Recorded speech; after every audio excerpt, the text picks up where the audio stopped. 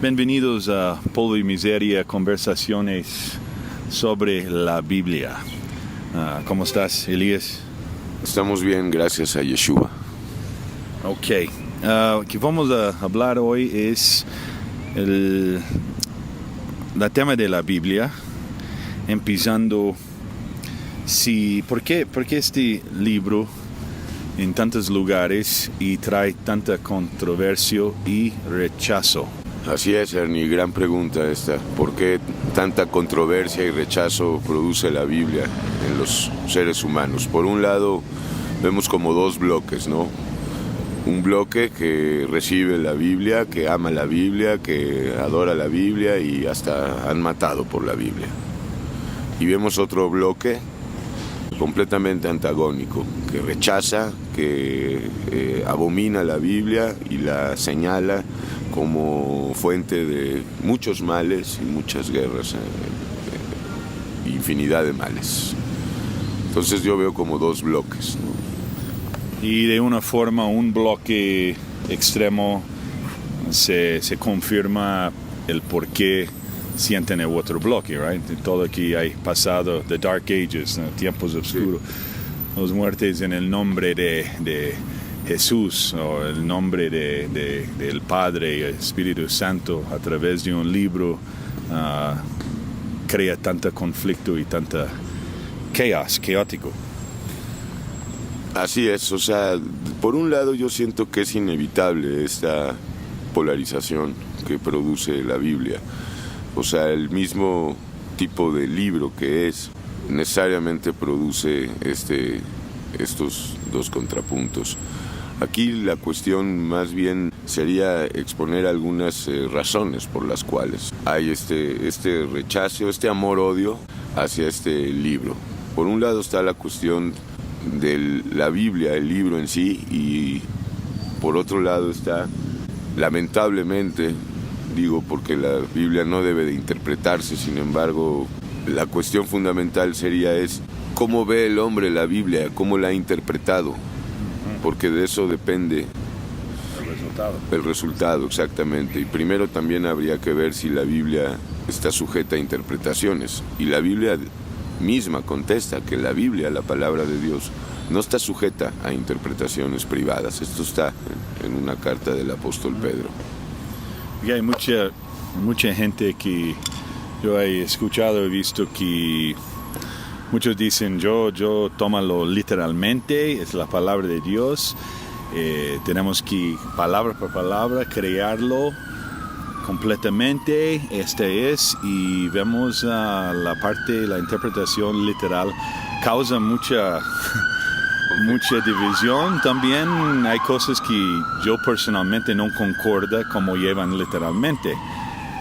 Así es un problema esto de hermenéutica, pero yo partiría de la base de la Biblia como una revelación, o sea, para mí la Biblia sí es la palabra de Dios, pero es una revelación, es decir, que no está sujeta a las interpretaciones o que pueda hacer una persona. En un lado podemos ver 2000 años, ¿no? Desde más o menos 2000 del Testamento Nuevo, y tenemos el movimiento de evangelizar el mundo. En esta forma de evangelizar vimos en la historia, en el inicio, hombres, mujeres que sacrificaron sus propias vidas para esta creencia.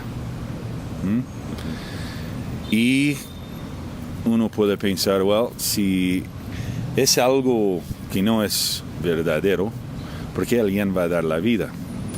Entonces vemos hoy la evangelización del mundo a través de la televisión, los ministerios, y vemos muchas cosas que podemos uno cuestionar si es verdad que estamos viendo o es un engaño de dinero, de gente muy ignorante que quieren creer en algo y creen en porque hay un movimiento tan fuerte, dinero, y uno empieza a confundir un poquito y decir, realmente ¿Es algo escrito por hombre o es la palabra de Dios? Mas los hombres estaban escribiendo. ¿Cómo uno puede discernir la diferencia y decir, si hombre escribió con su propia mano, cómo puede ser la palabra de Dios? Bueno, lo que pasa es que este principio descansa sobre la fe. O sea, un creyente normal sabe que la palabra de Dios fue escrita por seres humanos, pero en realidad fue inspirada y dictada por Dios en estos seres humanos, que no son uno ni dos, sino muchos autores. No se hizo en un día tampoco la Biblia, tardó mucho tiempo en compilarse, y conocer la Biblia es únicamente por fe en lo que la misma Biblia nos dice, y la Biblia nos dice que toda la escritura fue inspirada por Dios. Y desde luego que hay gente que no lo cree así. ¿Cómo podemos saber si es verdad la Biblia? Esa es buena pregunta. La Biblia habla de un Dios de amor, del Dios de amor, a fin de cuentas. O sea, en sencillas palabras, la Biblia habla del Dios de amor que viene a rescatar a su pueblo, en un sentido Israel, en otro sentido la Iglesia de Jesucristo. Y el Dios de la Biblia es el Dios que toma un cuerpo y demuestra y manifiesta su amor por los seres humanos al haber venido y al haber vencido al enemigo más grande del ser humano, que es la muerte. O sea, toda la fe en el Dios de Israel, que es Yeshua, el Mesías, descansa en su resurrección, desde luego en su encarnación, en su muerte y su resurrección. Son tres eventos pues que pertenecen a un solo evento, porque la gente habla de resurrección y no revisa ni toma en cuenta la muerte. Antes de la resurrección hubo una muerte, hubo la muerte del Mesías, de acuerdo a las profecías también de Isaías 53. Pero antes hubo una encarnación, o sea, una humanización del Dios vivo en un cuerpo humano, algo tremendo. Los antagonismos que hay en la Biblia son hasta cierto punto inevitables. O sea, es imposible que el pueblo judío vea con buenos ojos el Nuevo Testamento. Ya de entrada ahí hay un antagonismo. Pero aquí no estábamos hablando de esto, sino por qué la Biblia es rechazada. Aquí hay un misterio. La Biblia también nos habla de una iglesia falsa y apóstata. Una iglesia que tiene nombres y que no voy a decir, pero que todo el mundo los conoce. No es un nombre, son muchos nombres, denominaciones. Y la Biblia nos habla en diferentes lugares, en el Nuevo y en el Antiguo Testamento también, de la existencia de una iglesia falsa, apóstata, que tergiversa la Biblia, que la usa la Biblia para manipular almas y para, desde luego, esto que decías, enriquecimiento económico, por medio de la fe, por medio de la manipulación, por medio del miedo, que es básicamente el artilugio de la religión, ¿no? Lo que es opuesto a Cristo. Cristo no es una religión, se ha creado una religión a partir de Cristo. Esto es algo que no se escapa a la voluntad divina, te digo, está debidamente declarado en la Biblia, en escrituras diferentes, que habría una iglesia falsa y una verdadera. La iglesia falsa es multitudinaria, ¿me entiendes? Miles de almas creyendo que la Biblia es una religión, que la Biblia es una serie de dogmas, de mitos, que ya lo hablaremos en otra conversación, y se les escapa la sencillez del mensaje de salvación que trae Cristo, una salvación para hoy y para mañana, porque ese es otro punto. La gente no entiende en qué sentido Cristo ya venció a la muerte, no entienden, en parte porque tampoco les interesa, ¿no? El gran problema es la inapetencia de la palabra. Well, regresando a la iglesia falsa, apóstata. Ok, tenemos un libro y tenemos una iglesia apóstata y una real, como dices. Ok. Dos vidas. Ok, con los dos, mismo libro, no estamos entrando profundamente en el libro, estamos en el tema del libro. ¿Qué es la diferencia de una verdadera iglesia y qué es apóstata? ¿Cómo una persona puede dar cuenta? Bueno, es hasta cierto punto muy sencillo. Ya el maestro, el Mesías Yeshua, nos ha dicho y nos dice que todo lo debemos de revisar por las obras y no tanto por las palabras. Aunque a fin de cuentas también las palabras y el discurso son obras. Pero es muy sencillo y volvemos al punto. La Biblia habla del Dios de amor. Entonces, ¿cómo distinguir? Tú preguntas, gracias. Pues es, si una persona tiene amor, tiene el amor de Dios, tiene el fruto del amor de Dios, que es el fruto del Espíritu Santo, es que pertenece a la iglesia verdadera, la cual es un remanente muy pequeño en comparación con la iglesia apóstata, que te digo es, pues así es, o sea, según dicen hay más de 1,000 millones de cristianos, o sea, con cristianos quiero decir católicos, mormones, testigos de Jehová, evangélicos y bla, bla, bla, bla, bla, bla, bla. La cuestión es que toda esta iglesia se denomina en la Biblia como una iglesia apóstata que se apartó desde muy temprano de la palabra original y empezaron a mezclar y a adulterar la palabra mezclándola con palabra humana y con tradiciones humanas y costumbres humanas. Entonces, todo esto comenzó al mismo tiempo que comenzó la iglesia verdadera. Desde el mismo momento que comenzó, desde el día de Pentecostés, que empezó la renovación de la iglesia, la restauración de la iglesia, comenzó también esta iglesia apóstata a generarse y se multiplicó muy rápido, tan rápido que para el año 325, con el emperador Constantino, toda Europa ya se había, o gran parte de Europa ya, y de todo el imperio bizantino se había convertido, aunque no lealmente al cristianismo, sino por intereses. La cuestión son dos iglesias, una verdadera y una falsa, todo esto bajo el propósito divino, te digo. ¿Cómo distinguir? Pues ahí donde huele a religión, ahí no está Cristo. Ahí donde se anteponen los diezmos y los dogmas y los rituales y los legalismos. Ahí donde ves orgullo, ahí donde ves soberbia, ira, ahí no está Jesucristo. Porque Yeshua Cristo es amor, es humildad, es todo lo contrario a lo que demuestra esta iglesia, a la cual pues denunciamos con esta salvedad. A mí en lo particular me preocupan las personas que están atrapadas en esta iglesia. En otras palabras, yo abomino el sistema, pero amo a las personas. Y por eso hacemos esta conversación, por si acaso quieren darse cuenta qué es realmente la Biblia, quién es realmente Dios, quién es, volverlo a conectar con el Mesías de Israel, porque esto también es otra cosa que está perdida. Salvo en los grupos mesiánicos que pertenecen a la iglesia apóstata. También todo movimiento mesiánico llamado o autodenominado mesiánico pertenece a esta iglesia apóstata porque no hablan conforme a la verdad. ¿Cómo?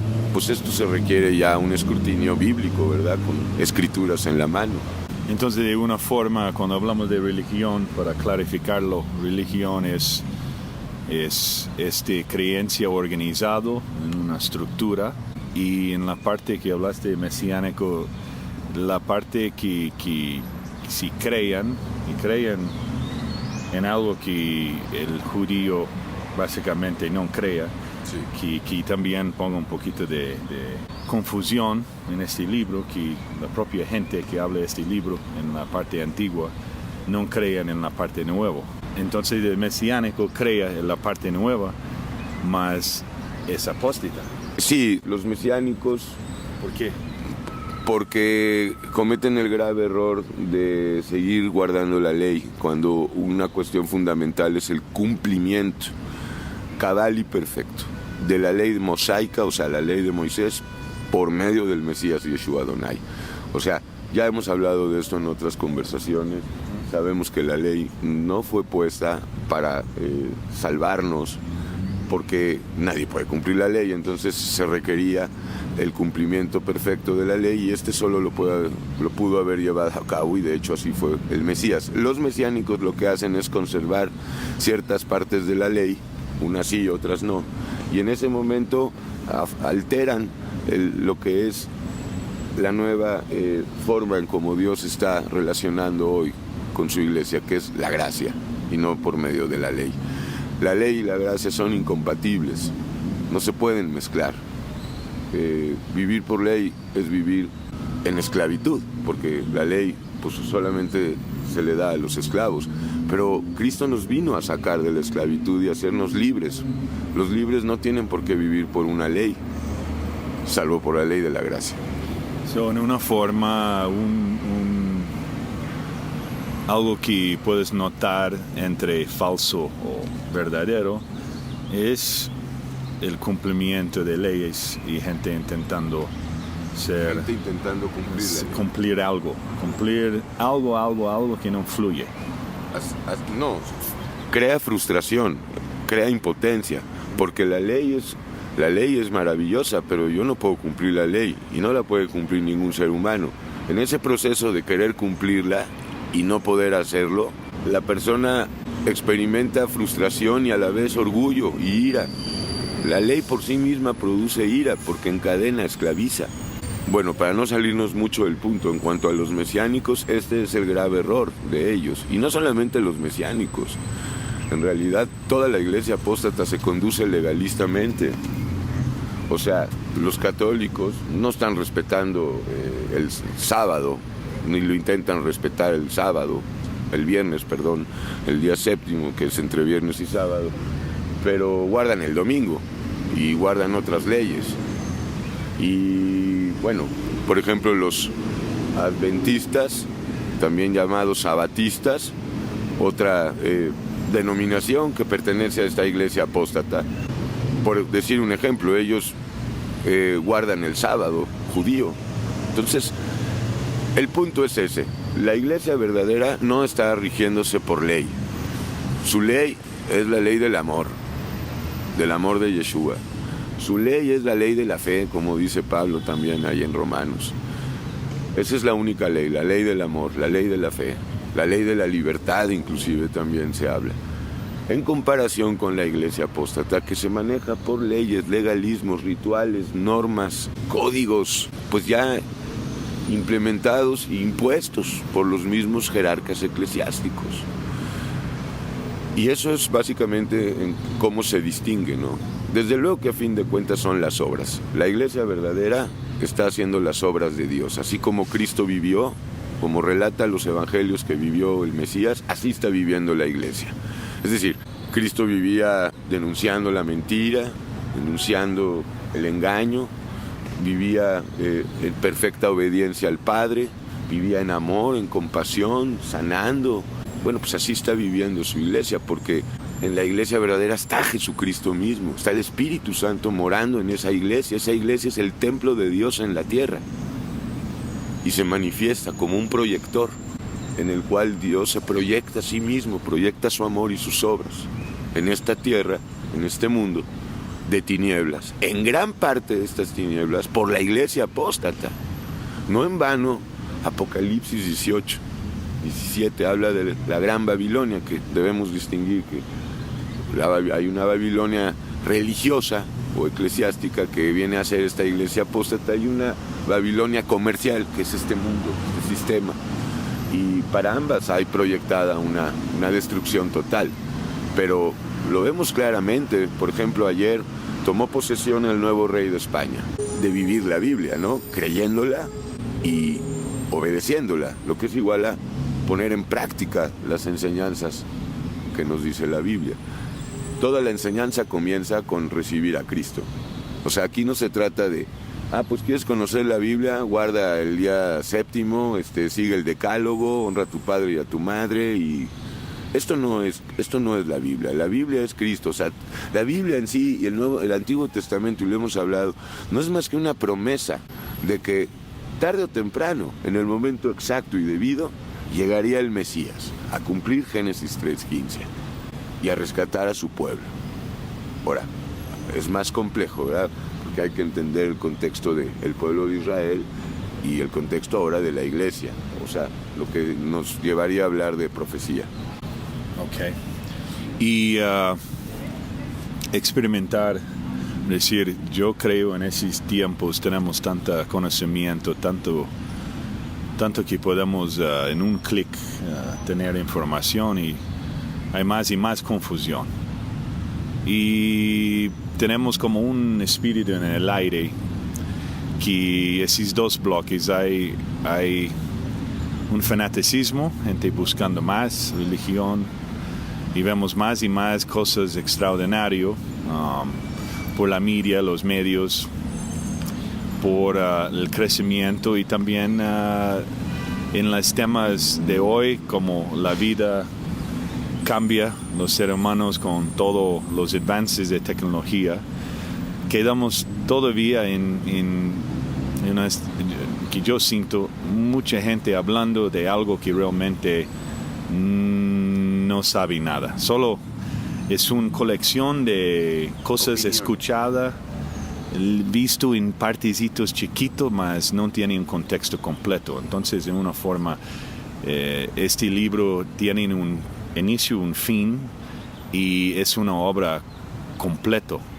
Ahí también es donde ve que problemas pueden surgir cuando entras en por ejemplo, un libro. Alguien puede entrar y decir, voy a leer la Biblia, voy a empezar con Deuteronomy. Okay. Y ahí empieza cosas que vemos que son muy criticadas del Testamento Antiguo. Sí. Y en la Nueva podemos ver cosas como de Pablo, hablando, la mujer debería estar atrás, cosas fuertes en el tiempo que machismo ha crecido con estos versículos. Y también para mí es como crea enojo, mucho conflicto.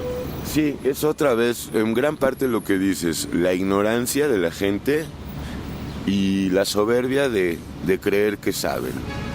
Hay crítica buena a la Biblia, la cual viene de gente que ha estudiado, pero a fin de cuentas, otra vez volvemos al punto. Si el ateísmo ha crecido es porque las manifestaciones de maldad y tinieblas que hay en la iglesia apóstata ha hecho que muchos se salgan de ahí y de haber adorado o haber creído un día que adoraban la Biblia, ahora la odian y la rechazan. O sea, gran parte de ateos vienen de ser religiosos, de estar atrapados en esa iglesia apóstata. O sea, lo que vemos en la iglesia apóstata es terrible, entonces causa un enojo. Por otro lado, sigue siendo fuerte porque hay gente allá atrapada. Volvemos a lo mismo, Ernie. La Biblia es una revelación y si nos vamos a poner a interpretar cada uno la Biblia, pues ahí está el problema, O sea, es una doctrina conforme a la piedad, conforme al amor, conforme a la libertad. Es obviamente también una iglesia, ¿verdad? Porque no es nada más yo y la Biblia, yo y mi Dios. O sea, ninguna persona que conozca a Dios tiene una relación, vamos a decir, lo voy a poner en otras palabras. Cristo, Yeshua, es una iglesia, no es una religión, son cosas muy distintas. La gente confunde iglesia con religión y no tiene nada que ver. Y lo confunden con un edificio o con un templo de piedra. Entonces, a la Biblia llegan las personas que están realmente cansadas y trabajadas, como dice la Biblia. A la Biblia llegan gente, como dice la Biblia en un momento dado también. La Biblia es una palabra fuerte que necesariamente va a causar rechazo. O sea, jamás vamos a poder acabar con la crítica bíblica. Jamás. No es el plan de Dios. O sea, Él mismo dijo, yo no he venido a traer paz, sino disensión. Aún en la familia, en las familias. ¿Por qué? Porque, ¿cuántos no nacieron en ambientes católicos? De repente, un miembro de esa familia se levanta y se da cuenta que en esa iglesia no está Dios y empieza a oír el mensaje verdadero y sale de ahí. Pues se crea un conflicto familiar fuertísimo. O sea, la Biblia causa controversia, causa estas polarizaciones, es una cuestión que no se va a solucionar, ni le interesa a Dios que se solucione. Ahí hay otro escándalo. Entonces, finalmente, para concluir, uno mismo tiene que entender qué es revelación y buscar uno mismo y ver si hay. Esa es la bonita parte de la vida, la poder escoger y experimentar. A veces me siento, experimentamos con muchas cosas, mas cuando llega la parte de algo más grande que nosotros, el experimento se caiga y entra solo que está para nos escuchar de los otros. Entonces, si alguien quiere experimentar, ¿dónde es un buen lugar para entender un poquito del total de este libro? Más cuál es una puerta buena para iniciar ese entendimiento. Sí, definitivamente la conclusión es esta. O sea, ¿cómo vamos a saber si la Biblia está escrita por hombres o por Dios, inspirada en hombres?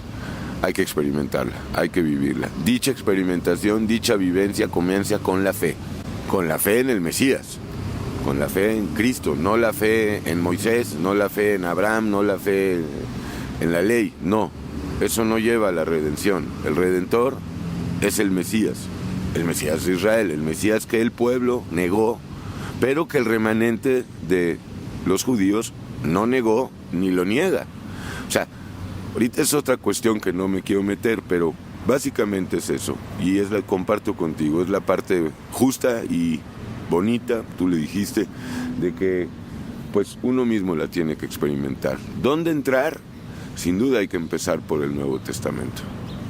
Y del Nuevo Testamento, pues el que nos enseña, que es Dios mismo, porque es una revelación, decimos, que Dios mismo hace a nosotros, a nuestra alma. Dios nos revela esto, abriéndonos el entendimiento, cuando empezamos a acercarnos a las Escrituras. Sin duda, empezar, por ejemplo, con el Evangelio de Juan y la carta o epístola a los Romanos y a los Gálatas, vienen a ser 3 lecturas de inicio fundamentales, desde luego, de inicio. Pues inmediatamente ahí, si la persona va con buenas intenciones que solo las conoce Dios, se le empieza a abrir el entendimiento por la fe, porque el entendimiento se abre por la fe. Y esto es importante porque hay gente que quiere entender sin fe. Y en el caso de la Biblia es imposible.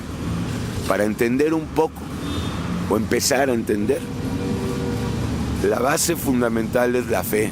Y esa fe nos las da también Cristo. Esto abre el entendimiento y nos lleva a vivir la Biblia, a experimentar la Biblia a cada momento. Y desde luego no como una religión, empezar una relación íntima con Dios y una relación también con la familia de Dios, que es la iglesia de Dios. ¿Dónde está? Pues está donde estén arrepentidos que tengan el Espíritu Santo. O sea, en otras palabras, no está en un templo de piedra. Jamás Dios ha morado en templos de piedra. Bueno, en el Antiguo Testamento, claro que sí, en el lugar santísimo, ahí se manifestaba la presencia de Dios, pero esto era sombra y figura de lo que realmente es, y Dios mora en templos humanos. So, de una forma es una exploración personal. Porque en el mainstream, que llamamos churchianidad, hay como una fórmula. Hay una oración, quieres llegar por la Biblia, por que creamos que es el Dios de la Biblia. Llegas, vas a hacer una oración, digamos la oración del pecador. So, alguien te lleva, te habla de esa oración, abre su corazón, ya después bautiza y vas a una iglesia para aprender la Biblia. Y ahí hay una salvación, ya es cristiano y punto. Así es, todo eso es una basura, un engaño de Satanás. Definitivamente ese no es el camino, hacer una oración del pecador, hundirte en la alberquita, poner aceitito y empezar a ir los domingos y los días de culto y empezar desde luego a dar los diezmos y aprender Biblia. No, este es el camino de la iglesia apóstata. Esto es obra de Satanás, el imitador, engañando, padre de mentira, a millones de seres humanos, haciéndoles creer que conocen a Dios, que son verdaderos cristianos, aunque yo siempre he dicho que los hijos de Dios no se llaman cristianos, son hijos de Dios, claro, seguidores en Cristo, pero Cristianos es una religión, cristianismo es una religión más del mundo, así es considerada hoy en día. Y yo pienso que Jesucristo no vino a hacer una nueva religión, es absurdo. Si es la antirreligión, vino a sacarnos. En mi caso me sacó del judaísmo, en tu caso te sacó del mundo evangélico. Entonces es muy importante esto que hablamos, Ernie, porque puede disipar, y esa es la intención, tinieblas, nubes, ignorancia, en la que están muchos creyendo que porque tienen iglesias, porque alaban los domingos, porque dan diezmos, porque ya no fuman, ya no toman y ya no son adictos o drogadictos, ya son hijos de Dios. Y esto es una vil mentira, hermano, porque esto es mucho más que no fumar y no tomar. O sea, no tiene nada que ver con no fumar y no tomar. Los que están con Cristo han pasado por algo que es sublime, el nuevo nacimiento, tal cual como en el Evangelio de Juan, en el capítulo 13 le dice a Nicodemo, él es un sabio en el tiempo de Jesús, miembro del Sanedrín inclusive, que escuchó palabras sublimes, o sea, si quieres entrar en el reino de los cielos, tienes que volver a nacer. Y bueno, ese nuevo nacimiento es lo que no hay en esa iglesia apóstata. Hablan de él, no digo que no hablen, pero hablan mal, hablan al mismo tiempo doctrinas. O sea, el distintivo de la iglesia apóstata es que hablan 3 verdades y 97 mentiras, por decir sumamente. O sea, sí hablan verdades, pero al mismo tiempo hablan mentiras, lo que hace que sea una iglesia que habla la verdad a medias. Ahora, las verdades a medias no son verdades. ¿O la verdad a medias es verdad? No, no puede ser verdad. La verdad es completa. O en otra forma también 99% verdad y 1% de legalismo que cambia todo, pero exacto. No es así, no es 99-1, pero aún si fuera el caso de que hablan 99 verdades y una mentira, un poco de levadura leuda toda la masa y se acabó. Pero yo te digo, y lo podemos llevar a nivel conversación, para empezar, la Iglesia Católica quitó el mandamiento número 2 de no traerás imágenes. O sea, cambian, adulteran, mezclan, mixean. La palabra de Dios no se puede ni se debe de mezclar. Volvemos a decir, Cristo es radical, pero en cuanto al amor, nada más. Ahora, lo que haya hecho la iglesia apóstata, matar y matar, inclusive han matado. Sabemos que los papas en siglos pasados eran soldados, eran guerreros, salían a la guerra. Lo que haya hecho esta iglesia apóstata, lo que siga haciendo, esto no tiene nada que ver con Dios, este es el mensaje. Esto es obra del diablo en seres humanos, obviamente, pero la oferta para salir de ahí y el llamamiento es clarísimo: salí de ahí, pueblo mío, salí de la gran Babilonia para que no seas partícipes pues de los males que van a venir, porque esta iglesia malvada habla de Dios chueco, hablan de otros corredentores, es realmente nauseabundo. Y vamos a terminar con detector. Se llama detector. Si estoy interesado en algo, yo personalmente gusto de ver cómo se ve las personas involucradas, cómo se ve la vida. Es una cosa estar en nuestra mejor posición en un día o podemos engañar nosotros mismos muy fácil. Mas en general la vida en las pruebas, los frutos que hablamos, algo que realmente creo experimentando cuando empieza a ver que hay fruto, solo pasar cuáles son los frutos, cuáles son estos frutos que son resultados de la revelación y la fe y la libertad. Bueno, más allá del fruto del Espíritu que está escrito en Gálatas 5:22, paciencia, gozo, paz, bondad, benignidad, bondad, fe, mansedumbre, dominio propio, hay otro tipo de manifestaciones, pero ya con esas, bueno, el temor, Ernie, es algo fundamental, es un distintivo de una persona. Temor no es miedo, ¿ok? Hay que aclarar. O sea, porque en la iglesia apóstata hay mucha gente que pues le tiene miedo a Dios, pero Dios no quiere que le tengas miedo. Dios quiere que le tengas temor, lo cual es completamente... Esto es otra revelación, ¿me entiendes? Pero te digo, el fruto del Espíritu Santo de Gálatas 5:22 más el temor, otro distintivo, es la disciplina en la que andan los hijos de Dios. Los hijos de Dios viven en una disciplina que el mismo Señor, Dios, les imparte. ¿Por qué? Pues porque necesitamos disciplina, necesitamos, para ser edificados, necesitamos ser disciplinados, para poder crecer espiritualmente, que es de lo que se trata. Pues tenemos que estar en disciplina, ¿verdad? Que es una grande bendición y fuente de poder. Ya he escuchado también, es una cosa amar los que te aman. Hay gente que aman su propia familia y hagan cosas por otros en el día, ¿no? Podemos matar con la boca, podemos lastimar. El mayor de muchos problemas psicológicos que llevamos son palabras, hablar nosotros. Más una que me gusta es cuando puedes amar el que tú no puedes amar. Cuando empiezas a amar lo que tú no podías amar, hay un amor para el... Así es, sin olvidar que, bueno, claro, el distintivo mayor será el amor. De que alguien conoce a Dios, pues el amor, pero habría que hablar qué es amor, porque ahí hay todo un tema. Primero, el amor no es dar despensas ni sentimientos. Por ejemplo, la iglesia apóstata se jacta de amorosa, ¿verdad? Pero sus doctrinas no son de amor, al contrario, sus doctrinas llevan a la ira y llevan al orgullo.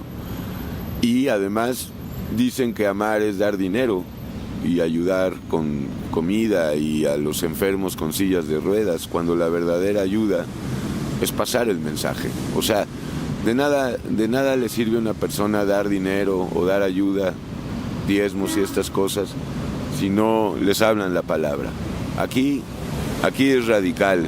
Ok, entonces cumplir el complemento de esta historia de muchos libros junto el final punto de cumplir es amar. Así es, amar es amar, es perdonar. En gran medida amar es perdonar, es vivir perdonando. Le preguntaron al Mesías, ¿cuántas veces debo yo de perdonar a mi prójimo, a mi hermano, a mi congénere?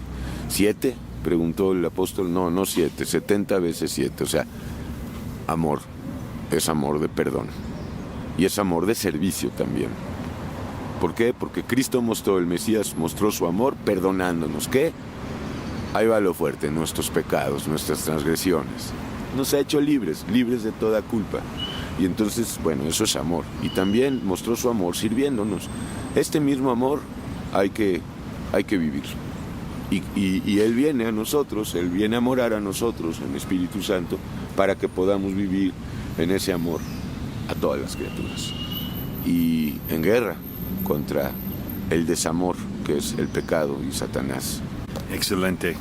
Well, Elías, gracias por ese tiempo en el parque esta mañana. Un bonito tráfico, los árboles, la vida corriendo y aquí parando un momento para